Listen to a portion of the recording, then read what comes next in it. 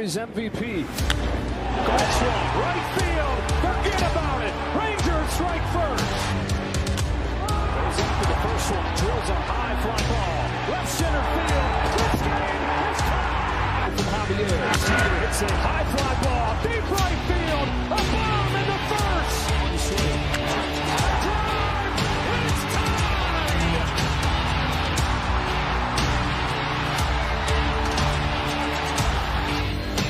Corey Seager smashes the ball down line. Goodbye. Now Seager to right center field. Way back there. Gone again. Corey Seager does it again. It's Texas Rangers win the World Series. The Willie Mays Most Valuable Player Trophy presented by Chevrolet. Is there any doubt? Corey Seager. Hi, and welcome to another edition of Right on Rangers Live. Happy Mother's Day coming at you after a 6-1 Texas Rangers victory and series win. Feels good to say that. Series win over the Detroit Tigers. Wasn't looking great after the loss on Friday. Rangers take the last two of their series with the best team, record-wise at least, right? Best team in the American League. Don't think that there's any team super close to them. I mean, you got the Guardians that are at, 23 wins. You've got the Yankees and Red Sox at 22, the Mariners at 22. Rangers make light work of the best team in the American League. Just love saying that. Just rolls right off the tongue, doesn't it? Oh, man, thank you for joining us. We are going to get to everything about today's game here in a little bit. Talk about nasty Nate Eovaldi's excellent start, 7 strong innings. Going to talk about Corey Seager going down with a bit of an injury, it seems. Sounds like Monday. Tomorrow he's going to be reevaluated back in Arlington. Hamstring, giving him a little bit of problems, giving him a little bit of issues. So it's unfortunate, but Josh Jung, Marcus Semien provide some firepower. Couldn't forget Jonah Heim. He added in a solo shot a little bit late. Glad to see the Rangers lineup come through today.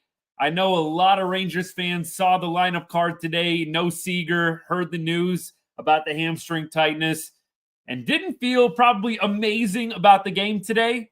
Anytime you got Nate Eovaldi throwing, it feels good, and you feel like you got a legitimate shot, but let's be real, the offense just had a killer day, and now very next day, your best hitter isn't in the lineup. Rangers make up for Corey Seager's absence in a big way today, though. 6 runs on the board, and that's after going 10 runs yesterday. Love it. Who is this offense? Like, seriously, y'all. It is kind of scary, and I want to wait and get into this until a little bit later, but it really is kind of scary just how good this team looks when the offense is just competent. And we're not talking about elite. We're not talking about next level offense. When this offense is just competent, right, like ordinary, this looks like a very unstoppable team. And I know that maybe some people, non-Rangers fans, will hear that and think total homer comment, hot take. But the offense, if they can just be average, just average. We don't need 10 runs a game. We don't even probably need 6 runs a game. Give me 4 or 5 runs a game. And we'll probably win a lot of ball games with how good this pitching staff is. A lot of y'all have asked me about the pitching. Do I think it's going to take a step back at any point? Well, sure. I think some of the young guys, we're seeing it. Jack Leiter, Kumar Rocker. There's going to be some ups and downs with the young guys. Nate Eovaldi and Jacob deGrom are going to be pretty dang good just about every time you throw them. Not to say they can't have an off day, but Jacob deGrom and Nathan Eovaldi are going to give you a chance to win basically every single start. It is going to be few and far between that they get rocked. And so I don't see a lot of regression in that area. It is wild. This looks like one of the best teams in baseball when you just have a normal offensive output. I know 6 runs to us Rangers fans right now feels like we just scored 20, but I just need 4 or 5 runs a game, and I think the Rangers are going to be very, very successful. All right, before we get too deep with it, y'all know the drill. Here at Right on Rangers, we cover everything sports, but we put a big emphasis on all the teams we love from the great state of Texas, including the Rangers and especially the Rangers during MLB season. Thank you for choosing Right on Rangers for all of your Texas Rangers content. Drop a comment, drop a question. I'll try my best to get to it during the show. If I don't see your comment, I always say hang out for a little bit. I know it's annoying, but drop it again. I'm never trying to duck comments. Never trying to duck them. I definitely will filter out a little bit of the nonsense. You know what I mean? I get trolls coming in, being stupid in the chat. It happens. But if it's of substance, I'm covering it. So I just want y'all to know that. I know sometimes I start yapping and maybe I miss something. Please don't take it personally. I'll definitely get to anything that has substance to it. So I want to make sure that I say that loud and clear. I appreciate y'all's comments, questions. They help keep the show fresh. You've heard me say that over and over if you're a longtime listener. So thank you again. Thank you again. Let me go ahead and start with this. Nate Eovaldi, 7 innings pitched, 2 hits, no earned runs, 7 Ks. I think that there's a tendency with Evo. I know not all Rangers fans fall into this, but there is a tendency to not totally appreciate what Evo is doing because of how routine it is. Like at this point, this kind of game is just routine for Nate Eovaldi. I mean, that is scary in and of itself, but the guy's got a 1.78 ERA. He goes 7 strong, 7 Ks, 2 hits, 3 base runners all game long, throws 7, just pretty much, I would say, low stress innings. And it just looks routine. It does not look like he has to put in a lot of effort. It's a smooth 7 for Evo today.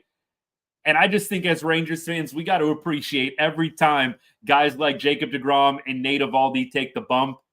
I'm telling you, these are 2 future Hall of Famers. deGrom probably first ballot. Evo, if he keeps it up, I think he could definitely maybe be in that conversation too.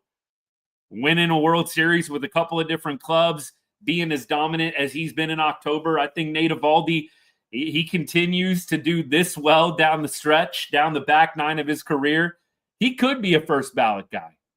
Maybe that's a hot take, but Jacob deGrom, Nate Eovaldi, anytime you can watch him pitch, it's a treat, it's a joy, and Evo was masterful today. The splitty was working. It was unhittable at times. I just cannot appreciate Nate Eovaldi, Jacob deGrom, these guys at the front end of our starting rotation. Tyler Mahle, throw him in there too. He's had a phenomenal year. I know that we're going to be attracted to the offense today, clearly scoring 6 runs, had another 3 homers, Marcus Semien hitting a bomb. It's great. We're going to talk offense today. But let's not forget about the guy that has been lights out all season long. And I know that we're just in May. It's only been about a month and a half, right? But Evo just looking like every bit worth it. The Rangers giving him a contract, 3 years. What was it? $75 million. 3 years, $75 million. Some people said it was an overpay. Can y'all believe that? Some people said the Evo deal was an overpay. I just never felt that way when I saw the number. I figured he was probably going to get around 25 mil somewhere, and it just didn't feel like an overpay at the time, and right now it doesn't. Maybe in 2 years we'll be sitting around saying, man, this contract with Evo just sucks. Man, I don't know. I feel like he is going to be able to be a good pitcher, a quality pitcher throughout the 3-year deal. Maybe he won't be on this level all 3 years, but I think he is going to be a front-end starter for the entire contract. It's not like it's a 5-year, 6-year deal, right? Every bit worth it to me. Absolutely. We keep on going, y'all. Thank you so much. Appreciate all the comments. I'm going to scroll back on TikTok a little bit, start all the way up at the top. Luke, what's good, man? Luke says, do I think Evan Carter is actually good considering his slash line in the minors recently, or is this just a hot streak? Well, I think y'all saw with Evan Carter, I put out a reel on him, and if you took out the numbers against lefties. Evan Carter in the minors was hitting about 280-ish, and the OPS was over 800. I want to say it was in the mid-8s. And so the lefty stats kind of brought down his numbers in the minors a bit. He was 1 for 16 against lefties. Personally, I don't think that Evan Carter is just on a hot streak. I really do feel like Evan Carter is up in the big leagues at the right time. And today, Carter's stat line, 2 for 5, runs scored, RBI, had kind of a little Texas leaguer that drove in a run. Look, good for him. Carter hitting 273, 682 OPS on the year. Hadn't gotten a ton of games under his belt, just about a week, right? But no, I think Evan Carter is definitely finding a groove. I don't think this is just some hot streak that is going to come and go. I think he unlocked some things down in AAA in the first month. And I think the Rangers gave him a bevy of different situations to go through. We saw one of them the other night with the pinch hitting, right? Starting on the bench, and then when a righty comes into the game, putting him in that pinch hitting role. Now, just being real, I would like to see Evan Carter start against every pitcher. I don't think they need to do this platoon thing. That being said, it feels like Evan Carter is going to get in just about every game at some point. Eventually, unless a lefty like Tarek Skubal is going the distance, you're probably going to see Evan Carter in the later innings. But I'd really like to see them just play him every day. I know that he's probably technically not the top prospect in the organization anymore now that he's been up with the big league club. But when I say top prospect, I think y'all know what I mean. I don't think you platoon top prospects. I just don't think that's very good practice. Maybe with the Rangers just being in this win now mode, they're going to just continue to do it. I don't love it, but I do think, Luke, to just be succinct answering your question, I think that Evan Carter's unlocked some things, and I think he is going to be a solid contributor as long as he can stay healthy. Knock on wood, got some behind me. Hope y'all heard that. As long as he can stay healthy, I think that he is going to have a quality year for us. Austin, game went great. We had some offensive firepower from Marcus Semien, Josh Jung in front of his mom. That was pretty awesome. Josh Jung dropping a bomb in front of his mom on Mother's Day. Of course, his brother watching there over there from third base as well. You got to love it. And then Jonah Heim going deep as well. Absolutely, man. Austin, game went great. Evo was nasty as usual. Awesome Mother's Day game. And again, happy Mother's Day if any of y'all are moms out there, or of course, if you're celebrating with family today. Hope it's been a great day. Thanks for hanging out a little bit on a holiday. By the way, Bud Black, Rocky's manager, just got this notification. Rocky's manager, Bud Black, just got fired. So Rocky's coming to town tomorrow. Rangers, happy flight back to Arlington. Rocky's coming into town, and they just fired their manager this afternoon. So that should be interesting. We don't know quite how that's going to affect the Rockies. Look, I don't think it's going to be some galvanizing moment. The Rockies are limited talent-wise. The beauty of baseball is it really doesn't matter. It's any given game in baseball that you can lose. That's the beauty of the game. And so I'm not taking the Rockies for granted. I remember last year when we went to Colorado, I don't want to dwell on this too much because it's painful. Rangers got swept in Colorado last year. And the Rockies team was maybe a little bit better than this year, but Rangers went into Coors Field and got swept last year. I'm not taking this Rockies team for granted. I do think the Rangers, at minimum, need to win 2 out of 3 games. They should sweep the series, but it's hard to sweep.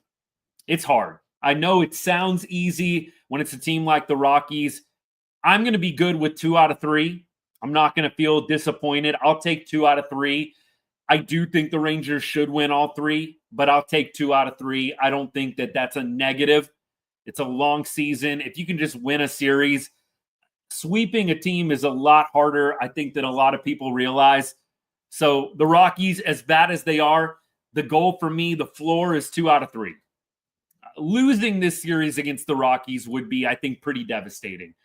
And look, I know you don't have DeGrom or Evo throwing, but you should be able to get 2 wins with the combination of Malley, Leiter, and Corbin.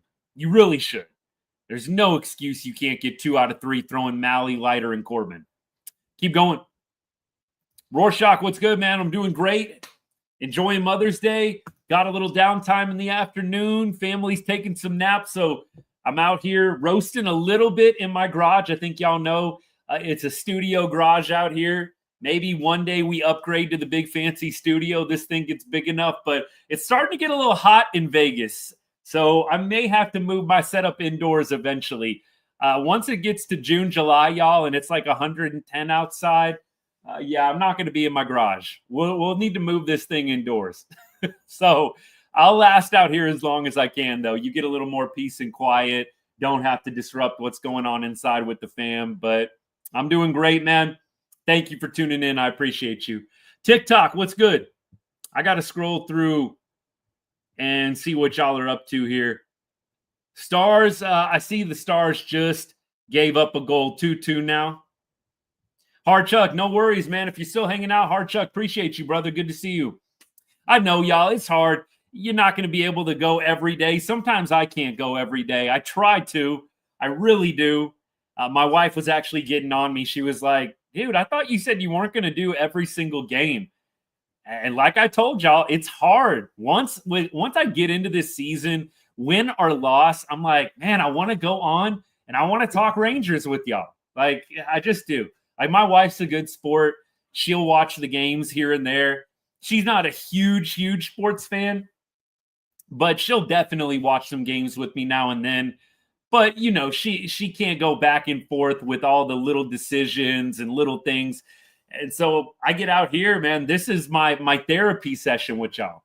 Win or loss, I got to talk baseball. Got to talk baseball. So I've been trying to go on as much as I can. I appreciate y'all hanging out. What is the X factor missing for the Rangers to become the championship team?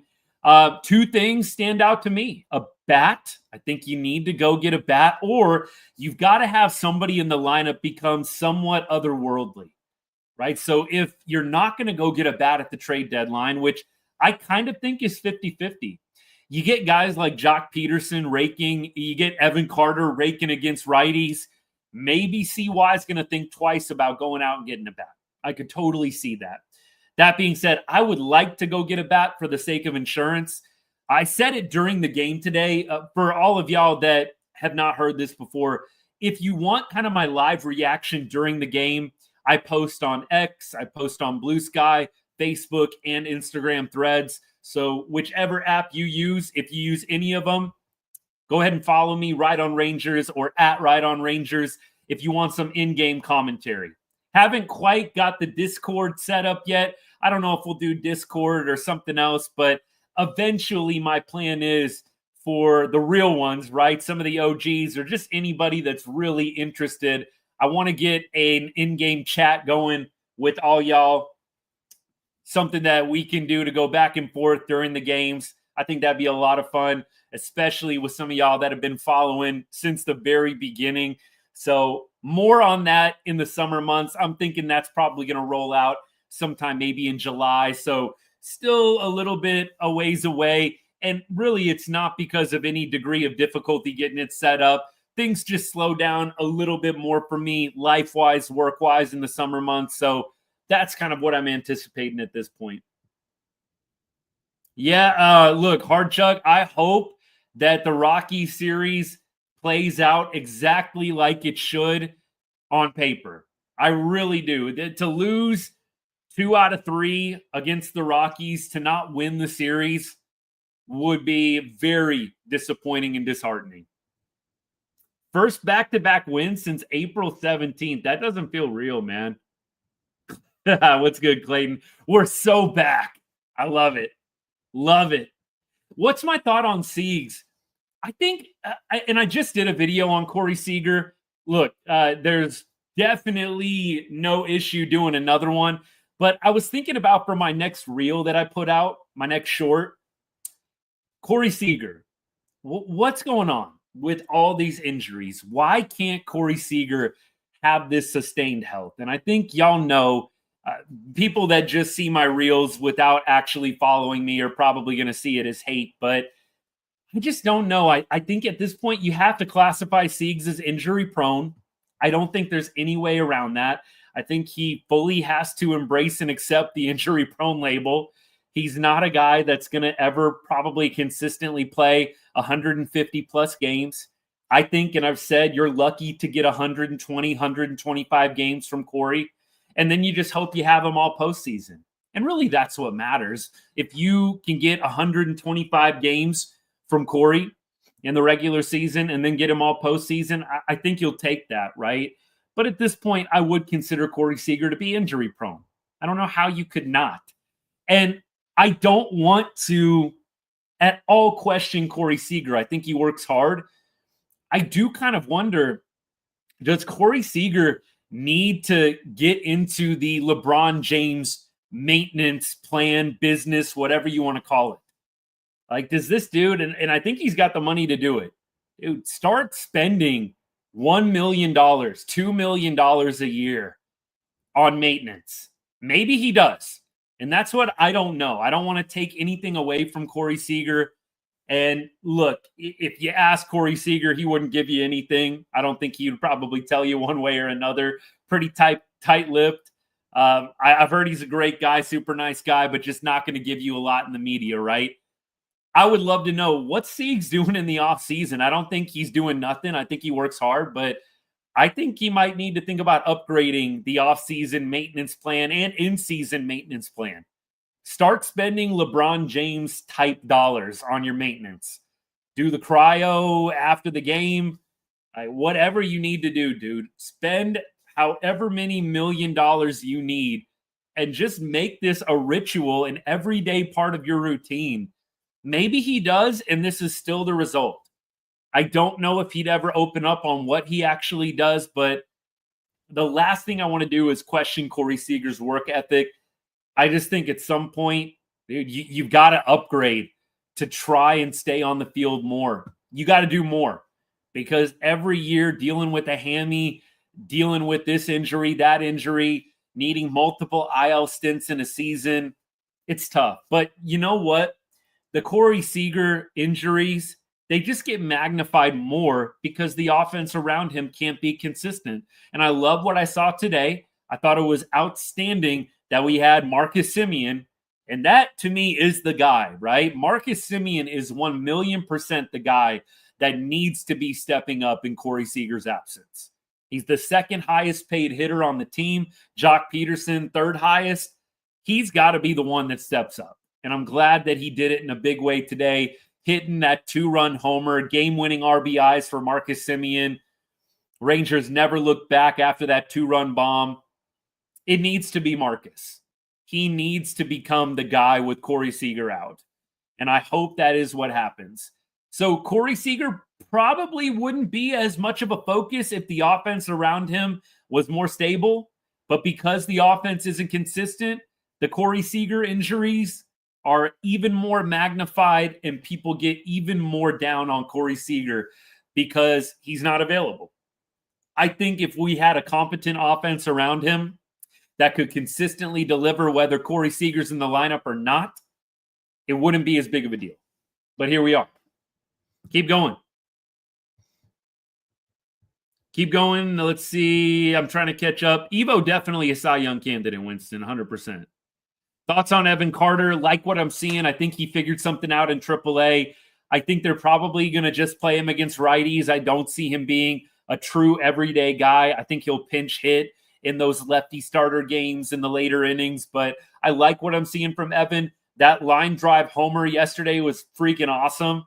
Like, there haven't been many home runs. They were doing the StatCast breakdown on Evan Carter's home run yesterday. Just the extremely low launch angle. I mean, that thing I thought was a double off the wall. That was just a laser that literally never went downhill. I mean, I think that thing was still on a straight rope when it hit. Like, he smoked that thing. So, Evan Carter, I love what I'm seeing so far. Definitely the RBI, maybe a little lucky today, but I like his at-bats. You saw him put the ball in play a lot today. Did have a couple of strikeouts. But obviously put the ball in play 3 times out of 5. I think he'll take that. And I feel like he looks a lot more disciplined up at the plate compared to last year. I like what I'm seeing from Evan. I think 3 Cy Young candidates, right? DeGrom is going to be up there. Evo is definitely going to be up there. Tyler Malley's going to be up there.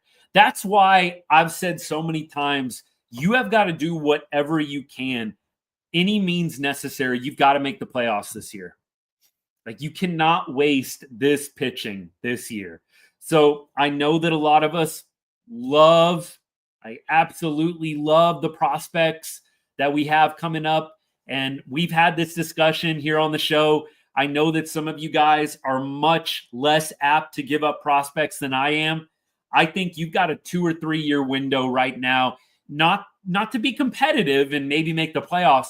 I think you have a 2 or 3 year window to legitimately win the World Series because of the pitching that you have. You have the best 1-2, probably the best 1-2-3 punch in baseball right now. I don't think there's a whole lot of other guys that you would rather have over Jacob deGrom and Nate Eovaldi starting game 1, game 2 in a playoff series. You have to make the playoffs this year. And that's why I would be willing to trade prospects to make sure it happens, to go get a bat, to stabilize the lineup that much more. Corey Seager, the absences, God forbid he goes down right before, the playoffs start, or in September when you're trying to make that final push. I would love to have another bat just to solidify this lineup. I don't know exactly what the fit is going to be. I would just love to have somebody else for depth purposes. Not, no disrespect, right? We're not talking about a Jankowski type or a Robbie Grossman type. God bless those two. I love them to death.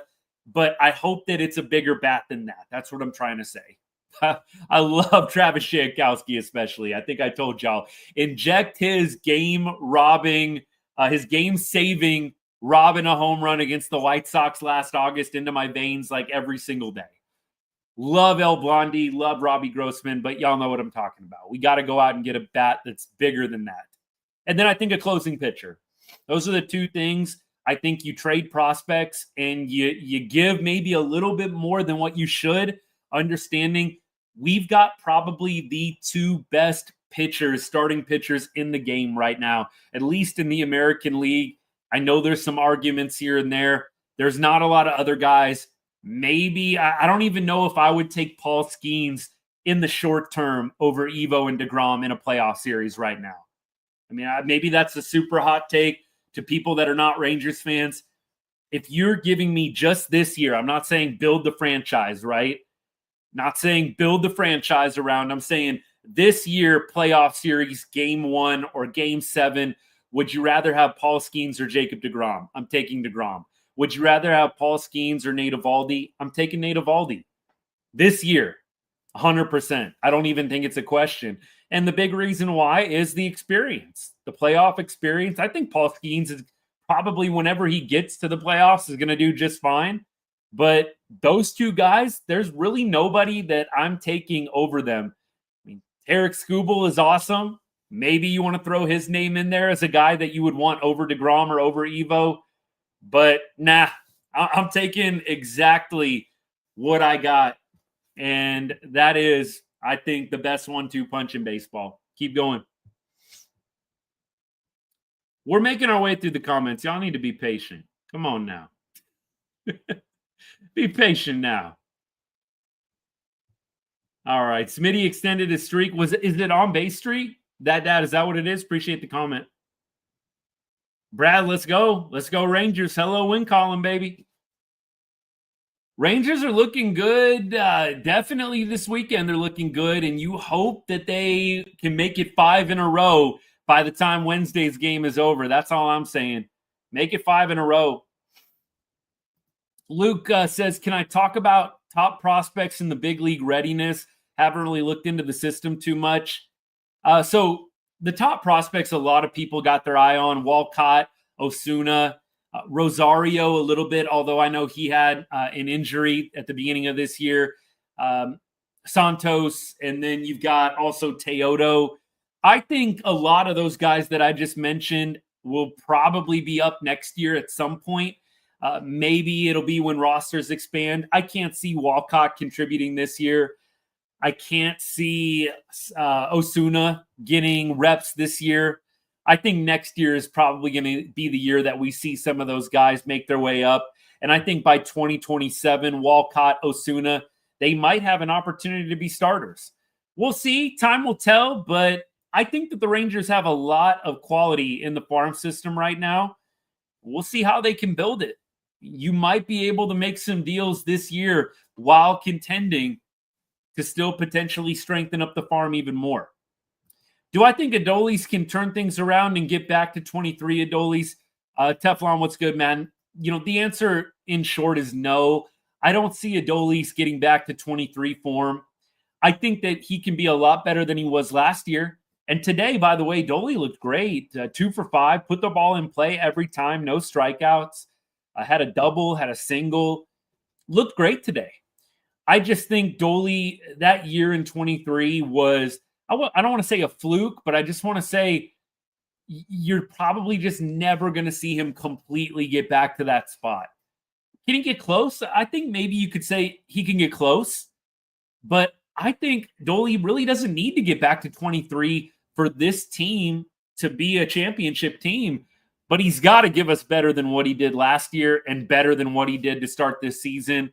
And I think we've been seeing a little bit of an uptick with the Dolis. I mean, let's look at his last 7 games right quick, and let's see what we can surmise here. 308 in his last 7 games. Right, 308, 323 OBP, 462 slugging.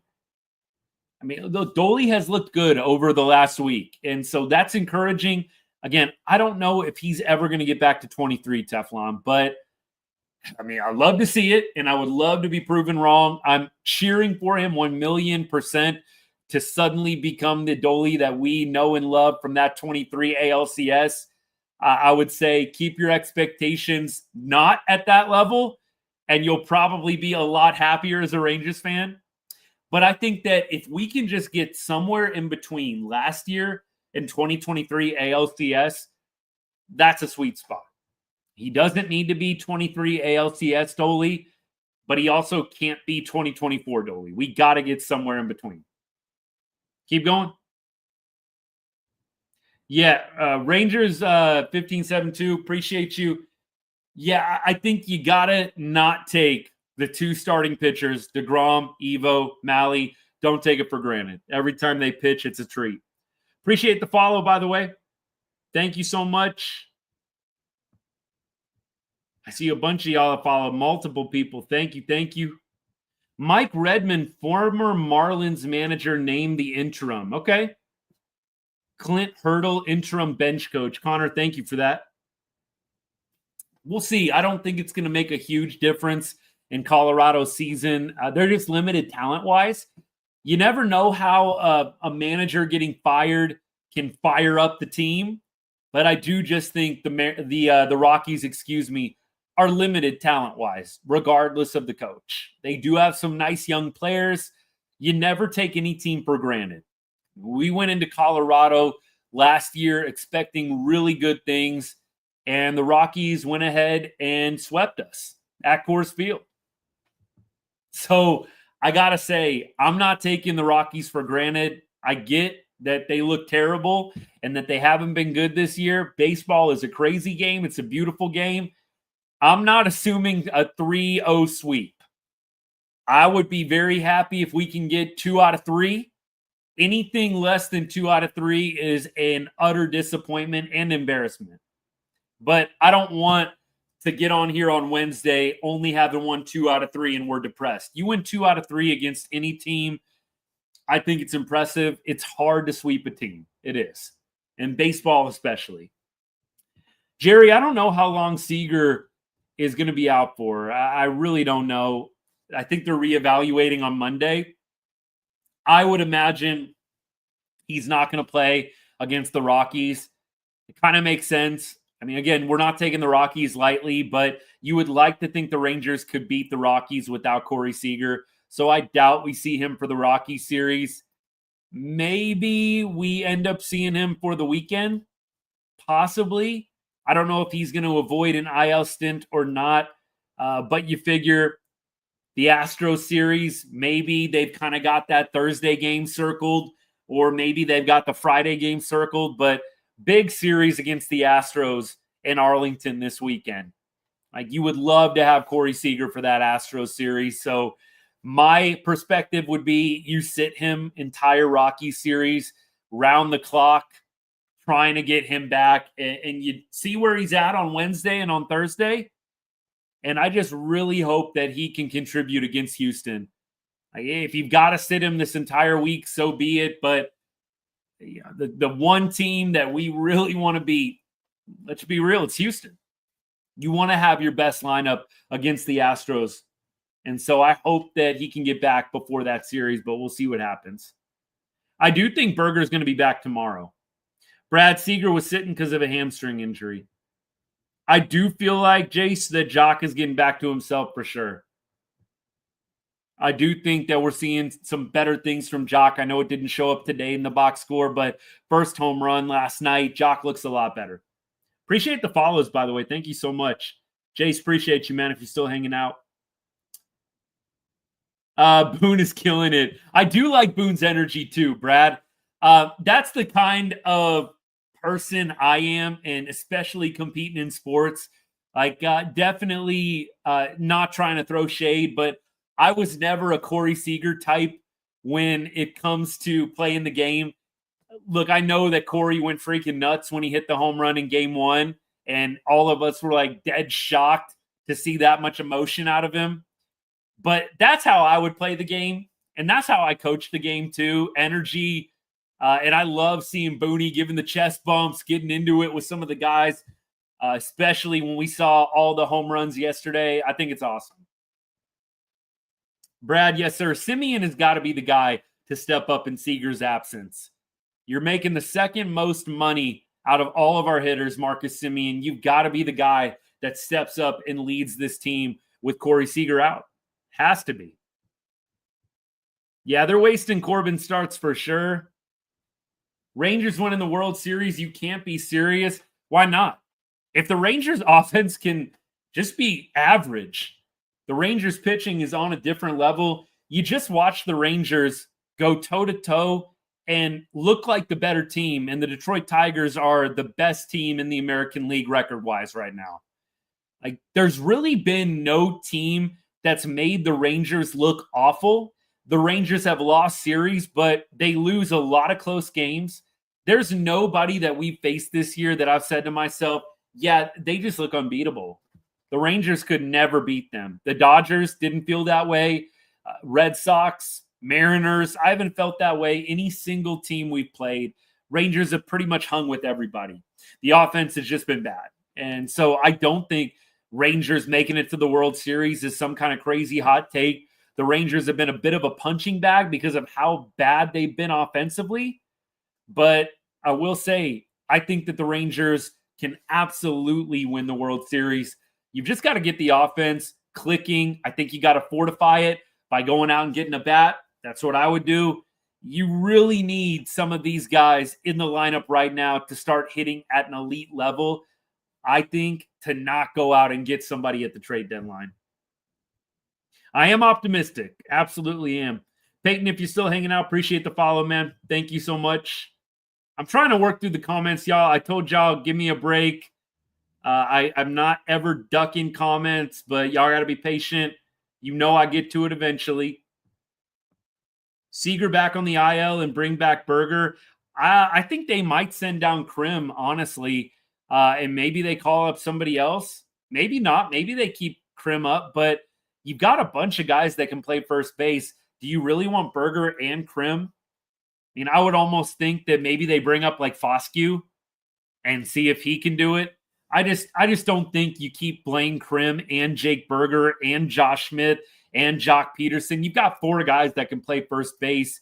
So my thought would almost be maybe you bring up Foscue. And I'm not saying I love that move, y'all. I think Foscue has got a lot to prove still. He's having a good year at AAA, but I just don't know if you want to have 4 first basemen, basically. Like, that just doesn't make a lot of sense to me. The only trade that makes sense is going to be a bullpen arm or 2. Team is fine as is.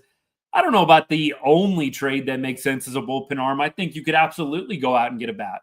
In fact, you see a lot of teams making a push, try to go out and get a bat. I don't think that there's anything wrong with that. And I don't think you can afford to waste DeGrom, Evo in these years that they're having, throw in Tyler Mahle as well. You have to get Jacob DeGrom and Nate Eovaldi to the playoffs at all costs this year. And if you have to overpay a little bit and give up some prospects to make that happen, you do it. You cannot, and I repeat, you cannot take a chance not being aggressive at the deadline, and then the offense craps the bed down the stretch.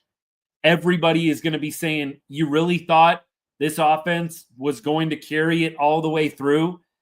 The offense that got off to a terrible start, that's what's going to be the narrative if the Rangers sputter down the stretch offensively and don't make a move at the deadline. I don't think you can take that risk if you're CY. I think you've got to go out and get somebody. I've said this so many times.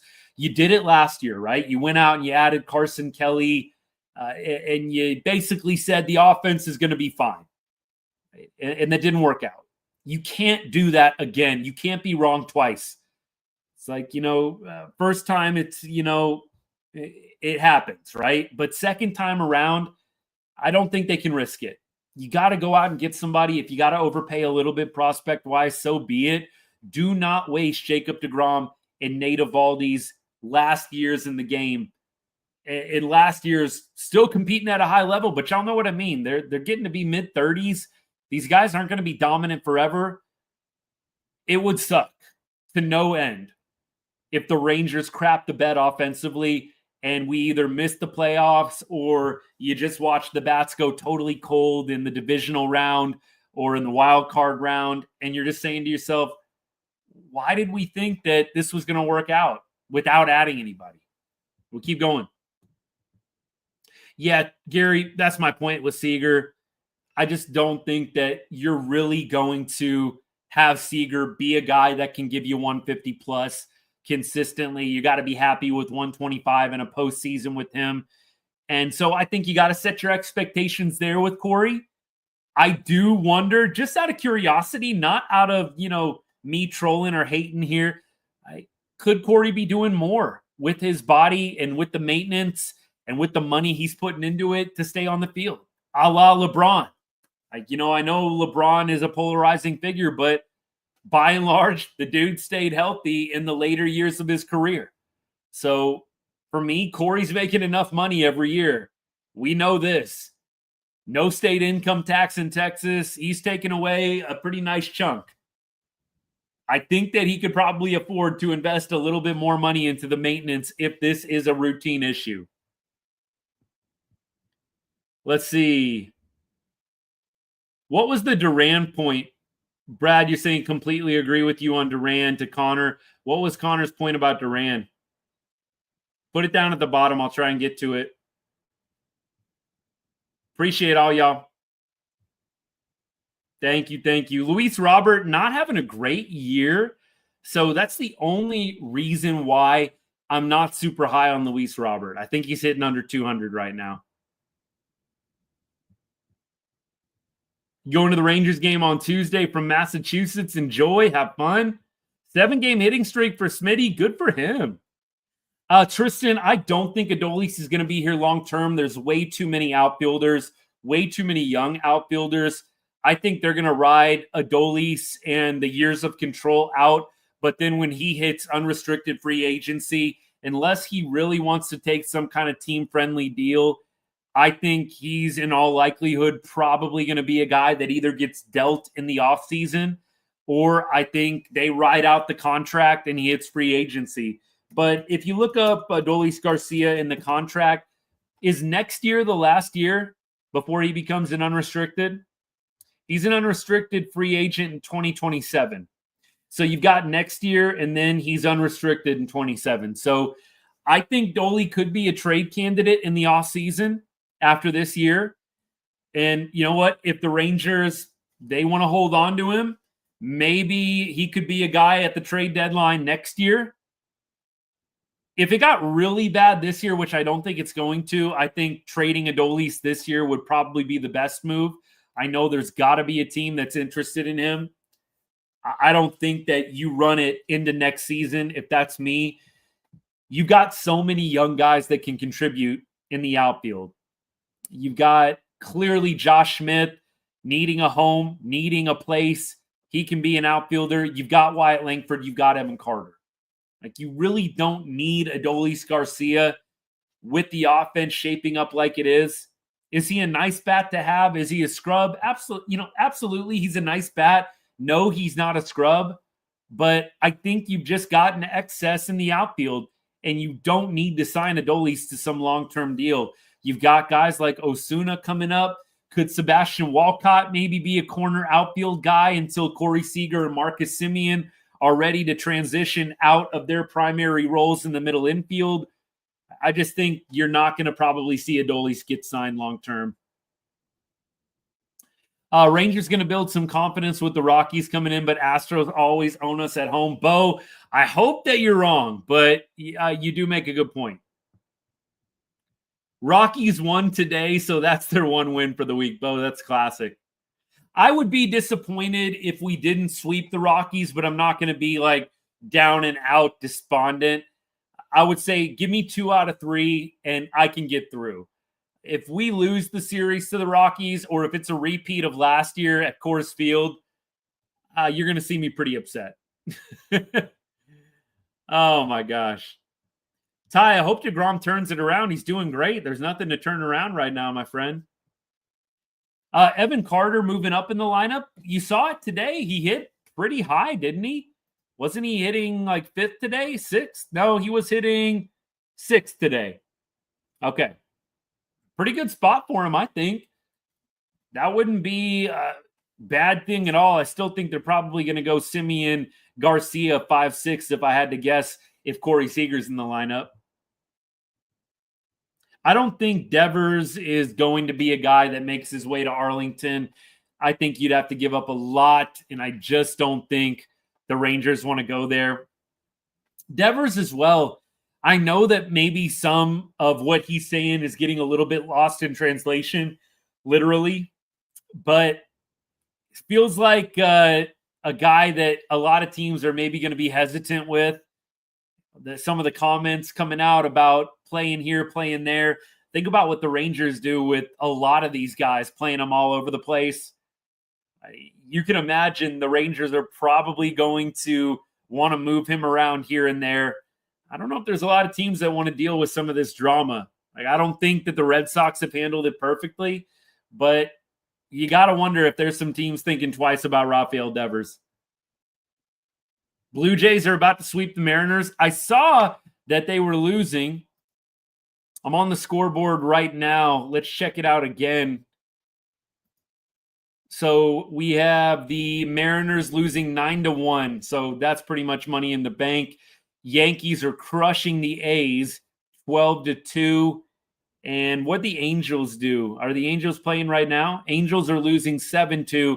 The Astros did win today 6-0, so they improved to 20-19. Rangers at 20-21. So it's going to be a fun little series coming up with the Stros. You hope that they can create a little bit of an advantage with the Rockies coming into town. Maybe at least pull even or a little bit ahead of the Stros going into that series. That would be nice. But that Stros series, if one team can take 3 out of 4, it's going to be a fairly big swing in the division. Keep going. I'll be there at the game Tuesday. Jack on the mound. Derek, that's awesome, man. Have fun. Brad, you do have a good point. Duran, 2 hits today. Definitely was good to see that from him. I don't think he had any hits coming into the game. So love seeing that. Saxon, appreciate the follow, man. Thank you so much. Derek, what's good, man? I think, is that Bryce? Is that who you're talking about? Isn't his name Bryce on Locked On Rangers? You know what, Bryce, I don't always agree with, but people don't always agree with me either. You know, it's all part of it, right? I appreciate anybody putting out good Rangers content. I really do. I don't always agree with everybody, and y'all don't always agree with me. It's a part of the fun of being a fan. The thing that kind of depresses me a little bit is when people get way too in their feelings. Like, I'm a diehard, and I bleed Ranger red and blue. I do. But I don't at all get upset if somebody doesn't see my viewpoint. You hear me say all the time, you agree to disagree. Here's my opinion. Take it or leave it. But I don't need to fight somebody to the death on all these different debates and hot topics going on in Rangers baseball. Like, I'll make my point. I'll hear yours. I read just about every comment I can. Y'all know this. I'm not ever really trying to purposely duck anybody, but it happens. We don't always agree. But hey, instead of taking over, just come here, man. Derek, just hang out here. It's a good spot. So that would be my thing. But I follow all those guys. Probably my favorite is Ranger Savant. If you guys don't follow Ranger Savant, he did an awesome documentary. I just watched about half of it, part 1 and part 2. But Ranger Savant is a great follow. He's pretty much on everything. That's probably, along with Rangers Nation, those two channels are probably my two favorite Rangers channels. I think those guys are fun. They put out great content. It's lighthearted. It's not boring. And look, some of the Rangers stuff I see, a little dry. Theirs is not. I like Rangers Savant. I like Rangers Nation. Would highly recommend following those guys. Joe, let's go Rangers. Agreed, man. Appreciate all the follows, man. Thank you so much. Brody, Higgy is going to be back soon, huh? Yeah, I think Higgy, they said sometime this week, huh? Nick, it's all good, man. Everybody's welcome here. You're not saying anything that we haven't seen before. Lots of people say 2023 was a fluke, Mickey Mouse, blah, blah, blah. Look, it's background noise to most Rangers fans at this point with how much we've heard it. Rangers have something to prove, though. You had the down year last year. I think you've got to make it back to the playoffs. Something that was crazy, though, one of the people that follow me on Facebook, he messaged me and he said, Bruce Bochy, and I didn't look this up, but Bruce Bochy has only made it to the playoffs in 9 out of 28 years. I thought that was pretty crazy. I would have expected a higher number, but Bruce Bochy has only made it to the playoffs in 9 out of 28 years. But that being said, he's won a championship in 4 of 9 of those playoff runs. That's pretty impressive. 4 for 9, right? But it was just kind of surprising to me. And I'm not really thinking anything beyond just the surprise of it. I figured it would probably be a little bit more around 50%, but 9 for 28, that number kind of took me back a little bit. I don't know what's normal. I mean, you got guys like Dave Roberts making it to the playoffs every year, but Dave Roberts is coaching for the Dodgers, who spend the most money in baseball. Rangers have a pretty nice payroll themselves, but that just threw me off a little bit. I just would have expected Boch to have a little bit of a higher rate there for making the playoffs. But that being said, 4 for 9, when you make it to the playoffs, winning the World Series is pretty good. It's pretty good. Rangers Savant, Joe, I don't know if Rangers Savant is on Twitter. I know he's on TikTok, Instagram, YouTube. I don't know if he's on X. Not sure about that. But great follow. Like I said, Rangers Savant, Rangers Nation, probably my two favorite Rangers accounts. Above even the reporters, and I know like DLLS. I like the DLLS guys as well. But I just like the content Rangers Savant, Rangers Nation put out more than anything. By the way, I just saw Stars went up 3-2. Let's go. Stars up 3-2, baby. Yes, sir. Love to see that. What a game last night. I don't know if y'all are keeping up with the Golden Knights series. You guys know I live out here in Vegas, so definitely enjoy watching the Golden Knights do well. I know the Knights and the Stars a little over the last few years. It's hard for me when they play each other.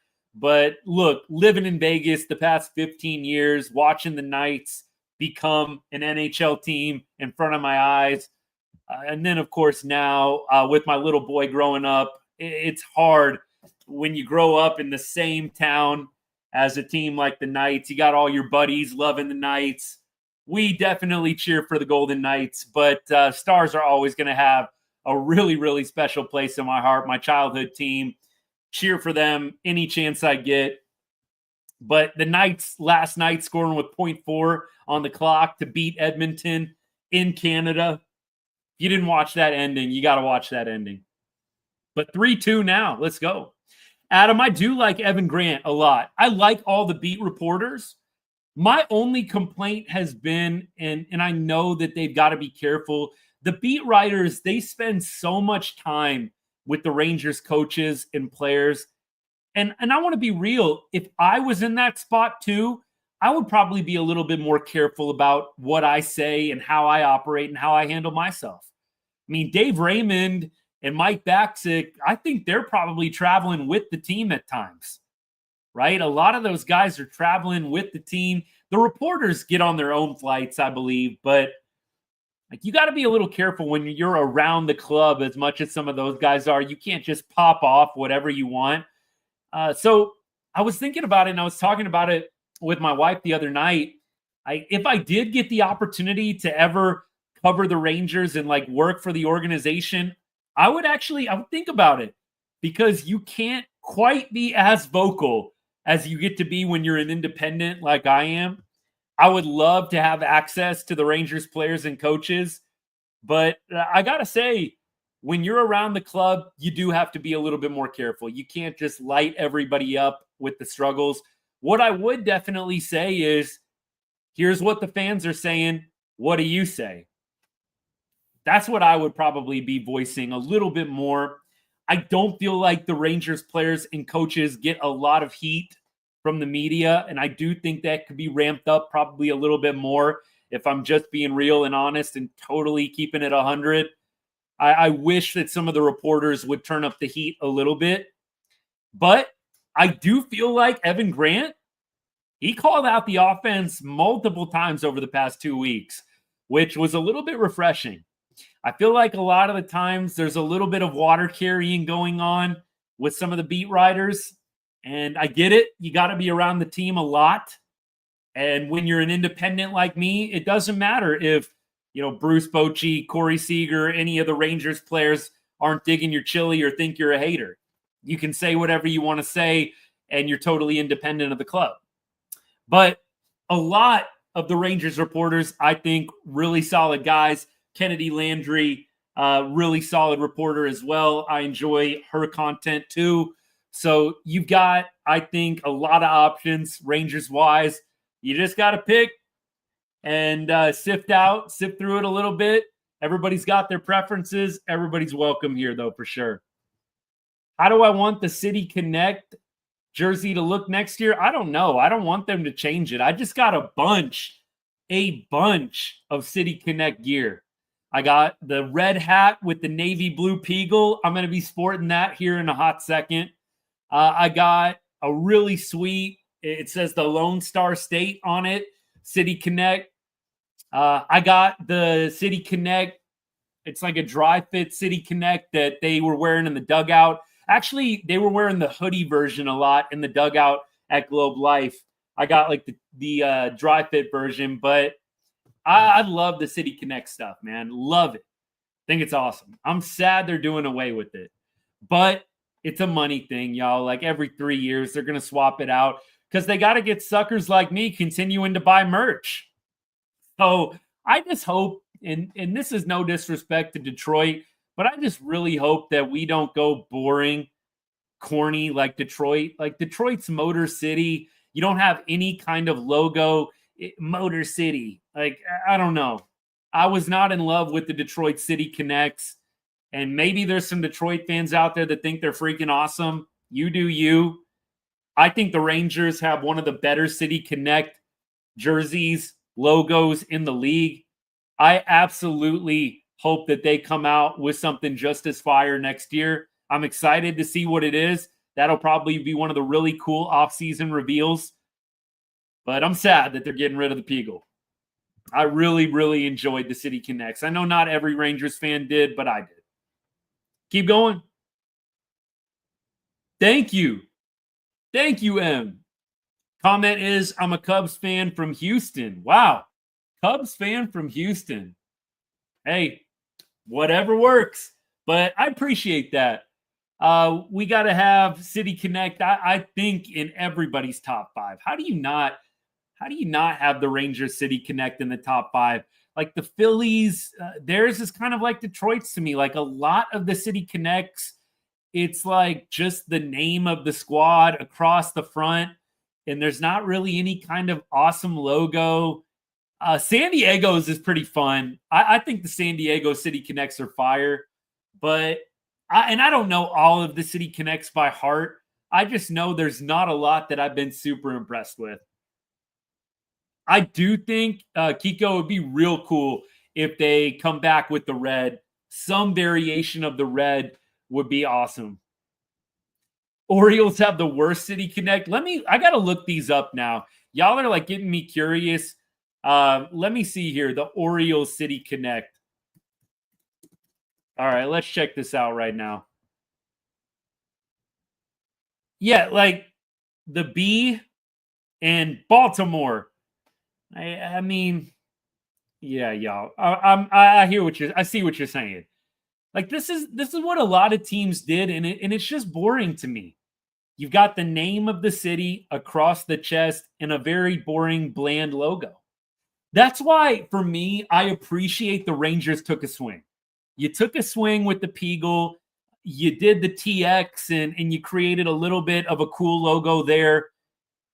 And you just mixed it up. You didn't go boring. A lot of teams have the black, and then they've got the name of the city across the chest. It's just boring. Seattle just lost 9-1. Hey, Rangers Nation, what's good? Hey, I just want you to know, I was just sending you some love. I told y'all, all y'all on TikTok, go follow Rangers Nation if you're not following. I just said one of my favorite accounts on all of social media, especially for Rangers content. Rangers Nation, love y'all. Appreciate you. Thank you for dropping in. Appreciate the comment. 9-1, Seattle just lost. Love to see that. If only the Astros could have lost, this would have been a phenomenal, amazing day. We had pretty much every AL West team taking an L. You had the Astros winning 6-0 over the Reds. Blanco pitched a gem today. Who do the Astros have next on Monday? Let's see. Who do they got to play? We get the Rockies. Astros got to play the Royals. There we go. I like that. Can we get the Royals beaten up on the Stros a little bit? That would be ideal. Very ideal. Okay, cool. Rangers Nation, very cool. This is not the main, but I'm one of the people for the account, so we're good right now. Awesome. Thank you for dropping by. When do we get a City Connect? I don't know when they're going to announce the City Connects. I do not know when they're going to announce those City Connects. So I hope it's probably going to be an off-season thing. Like the MLB off-season, y'all have heard me complain. It's pretty dead at times, right? I got to think they're probably going to save the City Connect unveiling for the offseason to spice it up a little bit, because we know that offseason for MLB gets dry sometimes. Hey, by the way, 4-2. Stars up 4-2. Let's go. Let's go. I got the Stars game on the monitor right here. I got y'all on TikTok over here. We got a little bit of everything going on right now. So excuse my attention jumping all over the place, but Stars go up 4-2 on the Jets. Yes, sir. Jack, what's good, man? Thoughts on Dustin Harris? I think they did Dustin a little dirty, man. I think that the Leote starts, like they were giving Leote some starts where I thought they should have been playing Dustin. Then they end up DFAing Leote. And I kind of felt like when they announced the DFA, by the way, Mikko Rantanen puts in the goal to make it 4-2. Mikko is going ham right now in this postseason for the Stars. I love it. Love, love, love it, man. What an addition. Wasn't it great? Just poetic, killing, knocking out his former team. And now contributing to the Stars going up in this Jet series. Awesome, man. Awesome. Yes, sir, Jimmy. More Ranger content. Let's go, baby. Let's go. Yeah, Dustin Harris, though. I wish they would have just given him all the Leote starts. If you were that close to DFAing Leote, I feel like you got to just go ahead and give Dustin Harris all those starts. Like, what were you doing, right? And I know Dustin wasn't having a great run there before they sent him back down to AAA, but I would have loved to have seen Dustin get 2 weeks in a row just starting ball games. We know Dustin was playing a little first base. He's played center field. Now that you've got Evan Carter up, it's a lot more crowded. But with Evan Carter still down in AAA, I just don't get why they weren't starting Dustin with more frequency. It didn't make a lot of sense to me. Really didn't.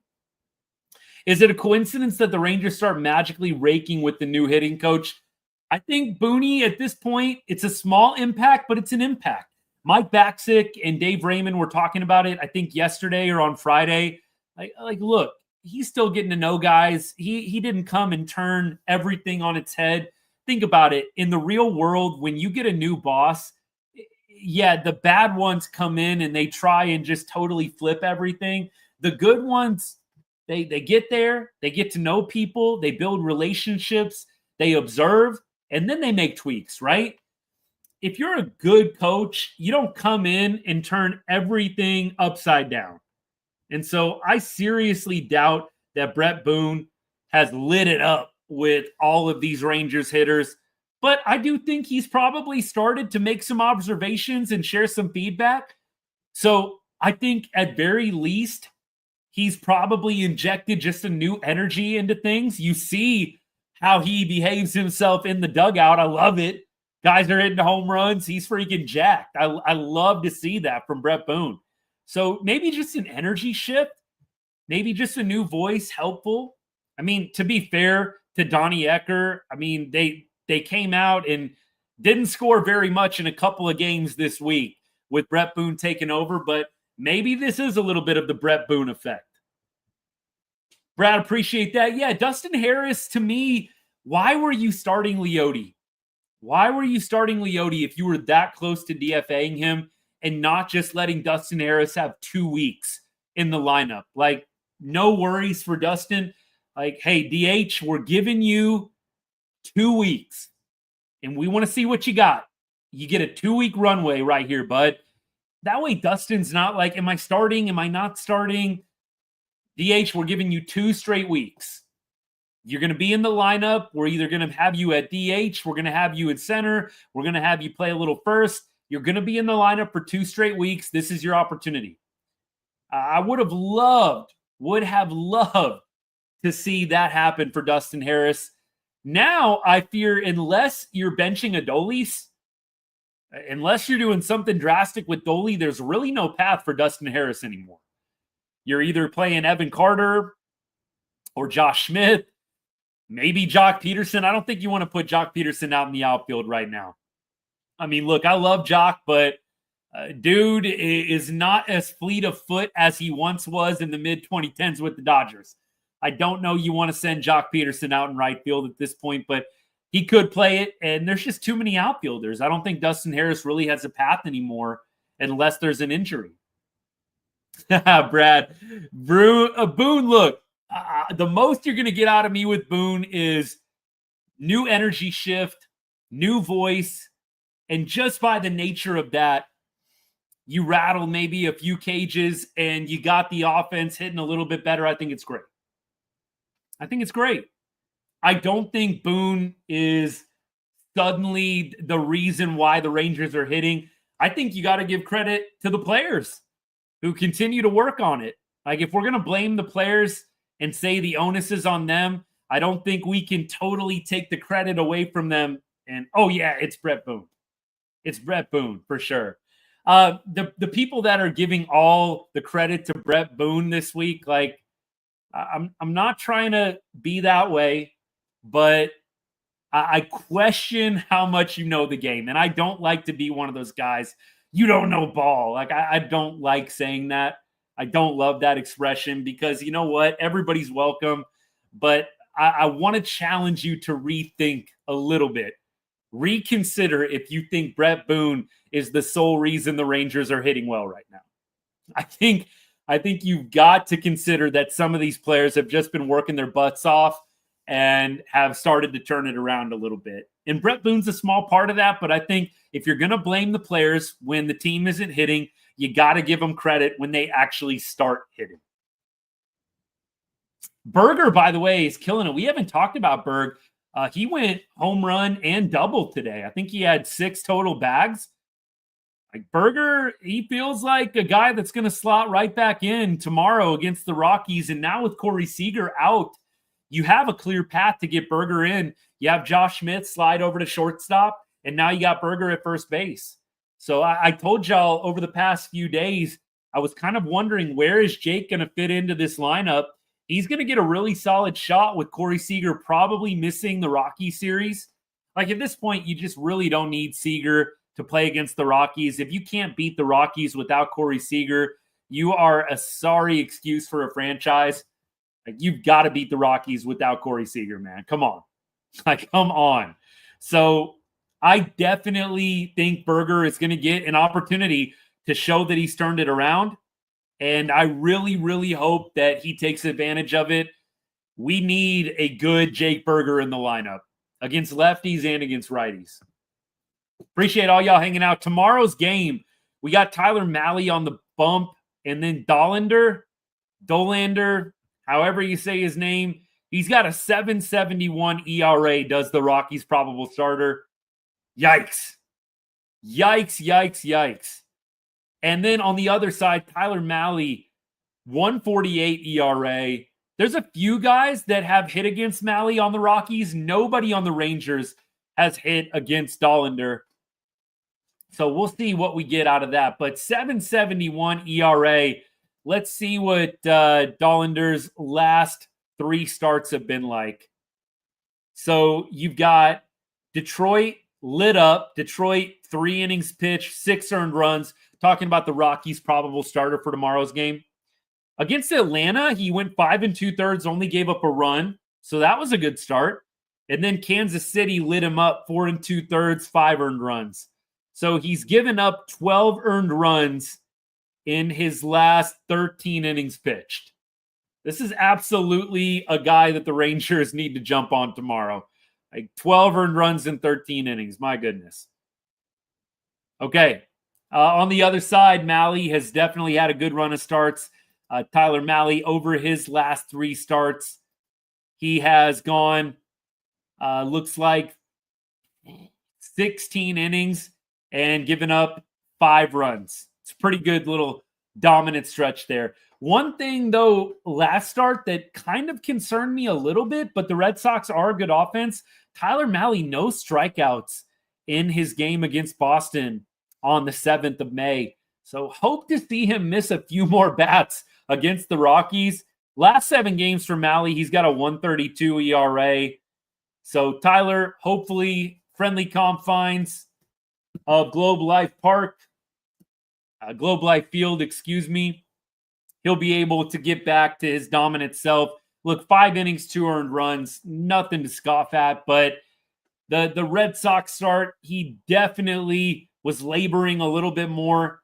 It's not an easy lineup to go through. Boston has some great hitters, Devers, Bregman, Duran.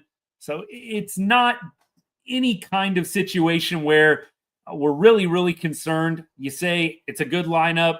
He had to labor a little bit here and there, some tough ABs, 5 innings pitched, 2 earned runs. I really feel like Mally's going to come out and have a great game tomorrow night. First pitch is at 7:05.